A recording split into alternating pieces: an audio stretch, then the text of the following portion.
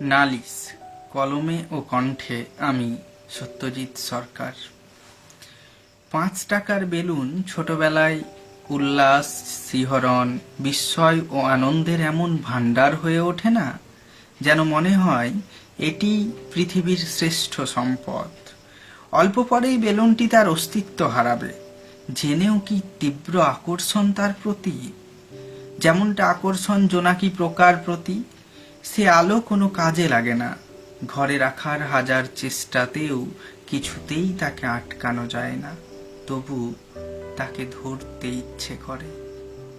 ছেলেটি বেলুন আনতেই গিয়েছিল ওপারের রাস্তায়, বেলুনটা কিনেও ছিল, কিন্তু ফিরে আসার সময় ঠিক যখন রাস্তাটা পেরাচ্ছিল তখন বীভৎস শব্দ শুনে ছেলেটি আঁতকে উঠেছিল। ভেবেছিল এই বুঝি তার বেলুনটি ফেটে গেল। দৌড়ে গিয়ে লুকাতে চেয়েছিল বাবার কোলে, পৃথিবীর নিরাপদতম আশ্রয়। দুরন্ত গতিতে দৌড়ে যখন ছেলেটি রাস্তার ওপার থেকে এপার আসছিল, পেছনে প্যান্টের ওখানটায় বেলুনটাকে লুকানোর সে কি চেষ্টা।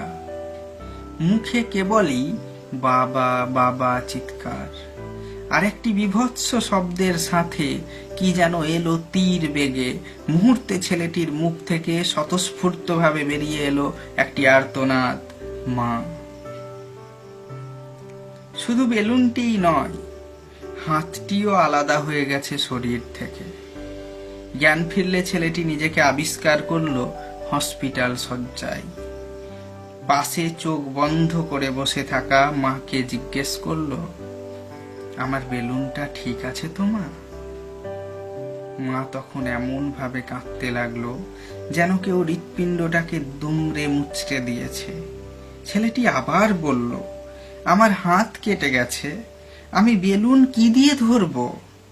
মা প্রথম প্রশ্নেই বাস্তব জ্ঞান শূন্য, দ্বিতীয় প্রশ্নে অজ্ঞান, আর বালকটিও।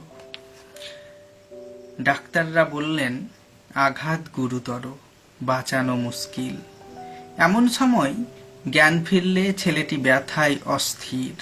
সামনে দাঁড়িয়ে থাকা ডাক্তারকে বলে, তোমরা আমার বেলুন ফাটিয়েছ, আমি গিয়ে ভগবানের কাছে তোমাদের সবার নামে নালিশ করব। তারপরেই কথা চিরচুপচাপ।